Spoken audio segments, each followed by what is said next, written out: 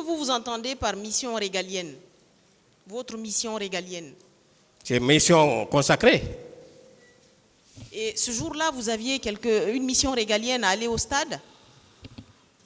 Je n'ai pas de réponse à donner. Je l'ai largement expliqué. Je ne peux plus revenir sur ma réponse. Monsieur Gomu, vous dites fièrement ici que vous êtes un bon gendarme, vous avez un bon background.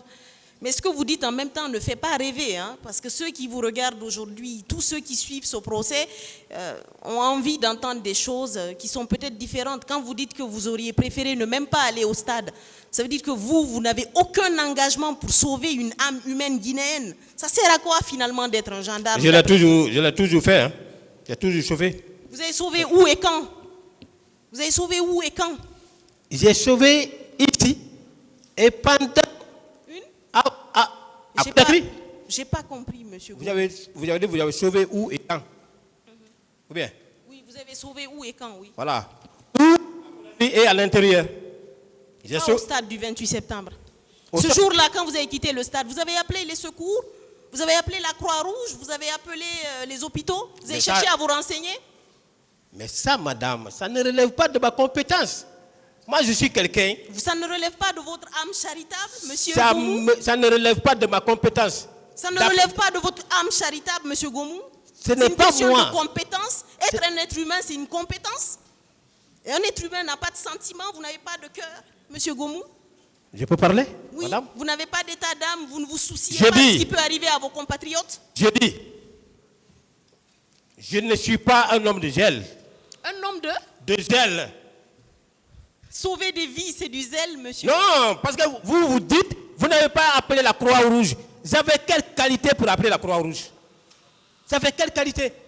C'est ce qu'on appelle excès de zèle en matière militaire. C'est-à-dire outrepasser ses prérogatives. Moi, je ne suis pas ce genre de gendarme. Je n'avais aucune qualité d'appeler la Croix-Rouge. Croix-Rouge par rapport à quoi? Vous avez vu des l'événement qui s'est passé à mon absence. Vous les avez vus entrer en train de tirer en l'air. Il y avait des vies humaines menacées. J'ai expliqué, madame, j'ai expliqué, je ne peux plus revenir sur ça. Vous ne pouvez pas revenir sur le fait que vous n'avez rien fait, que vous avez été inactif. Je n'ai pas été inactif. Revenir dessus. Vous avez été actif en quoi, monsieur? Je n'ai pas été inactif. À quoi vous avez été actif ce jour-là? J'ai été actif. Le fait de porter votre tenue de gendarme, en quoi cela a servi à ce pauvre? Mais le gendarme n'est pas un suicidaire. Encore une fois. Moi, j'aurais bien aimé être gendarme ce jour-là. Hein, moi, j'aurais aimé aller au stade. Maître. Moi, j'aurais aimé aller au stade et être gendarme et sauver au moins une seule vie. Mais au moins, j'aurais été fier de ça aujourd'hui. Je n'ai plus d'autres questions, monsieur le Président. Merci.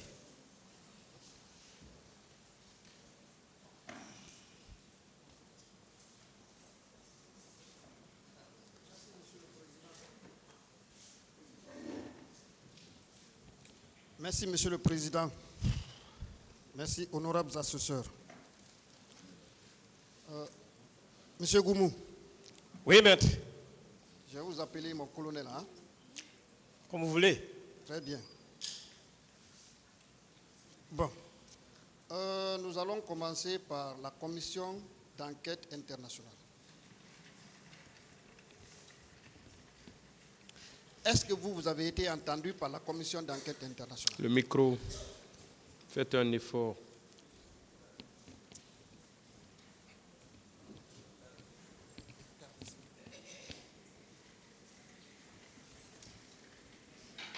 Bien.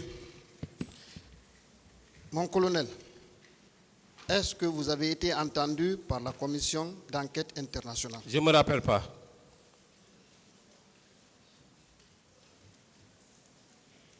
Et pourquoi vous ne pouvez pas vous rappeler si vous avez été entendu ou pas? Je ne me rappelle pas. Bien. Et votre responsable? Je ne sais pas. Attendez, je vais terminer. Hein. Je veux savoir si votre responsable principal, colonel Tchegbourou, avait été entendu par la commission internationale d'enquête. Je dis que je ne sais pas. Bien. Alors, cette commission a rendu son rapport.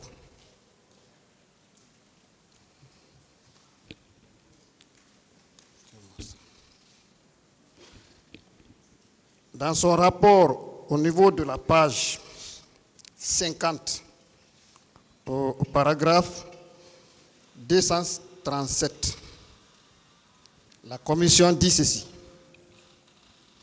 La commission est en possession d'éléments confirmant la participation directe et personnelle du commandant Tchegboro, ainsi que celle des hommes placés sous son commandement dans l'attaque du stade.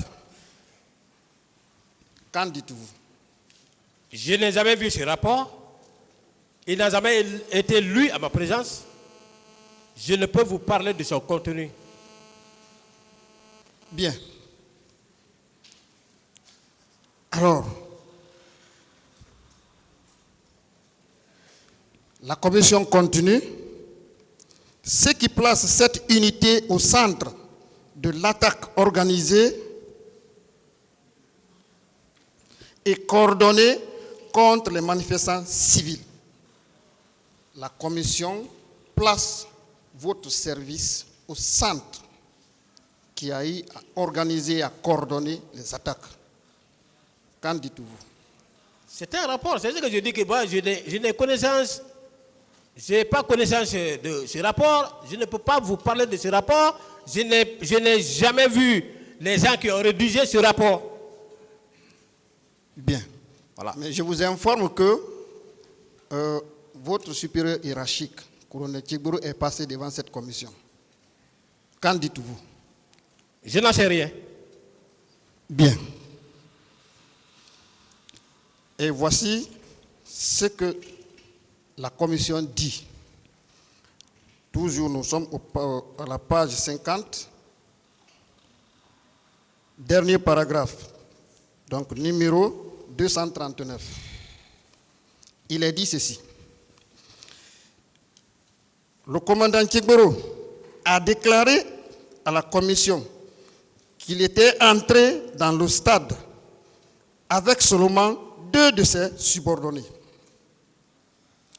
Un adjoint du nom de Blaise et un autre individu. Qu'en dites-vous? Encore une fois, j'ai quitté lorsque Toumba était venu. Je ne suis pas rentré au stade. Deuxièmement, je ne suis pas et je n'ai jamais été adjoint à Tchegboro. Mon colonel, il y a combien de Blaise qui constituent les hommes du commandant Tchegboro? Combien de Blaise vous avez eu connaissance autour du commandant Tchegboro?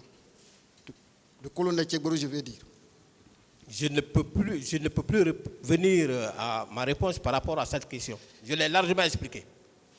Il y avait-il un autre Blaise qui pouvait être Blaise 2 et vous Blaise 1 ou vice-versa? Je n'en sais rien. Voulez-vous dire par là que votre supérieur hiérarchie a dit des contre-vérités par rapport à vous? Je n'en sais rien. Mon colonel,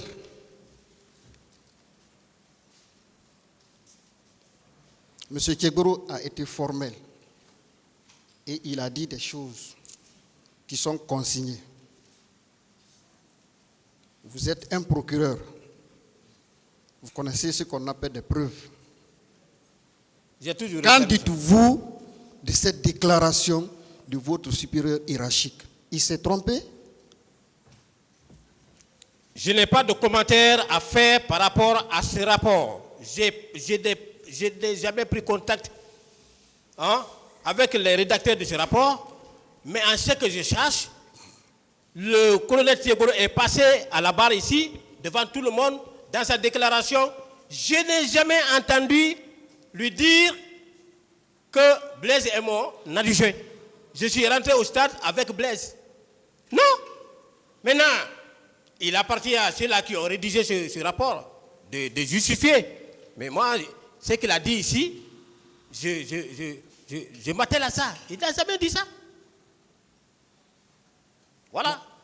Mon colonel, retenez qu'il y a des preuves qui seront exhibées ici. Et c'est le bon moment de dire la vérité au peuple de Guinée. Colonel Tchegboro est formel. Qu'en dites-vous une dernière fois? Si vous avez des preuves, venez les administrer. On va en discuter de façon contradictoire devant le tribunal criminel. Bien. J'ai toujours clamé ça. Très bien. Mon colonel, avec la formation que vous avez eue à l'étranger, notamment au Gabon, Oui. vous nous avez dit ici que vous êtes même resté à l'extérieur, c'est-à-dire à l'étranger, et vous avez été nommé pour aller former les jeunes recrues à Kalea. Est-ce que vrai ce que j'ai dit? Pas être nommé, mais être désigné. Voilà. Vous avez été désigné. Et deuxièmement, ce n'était pas au Gabon. J'ai dit que j'étais au Sénégal.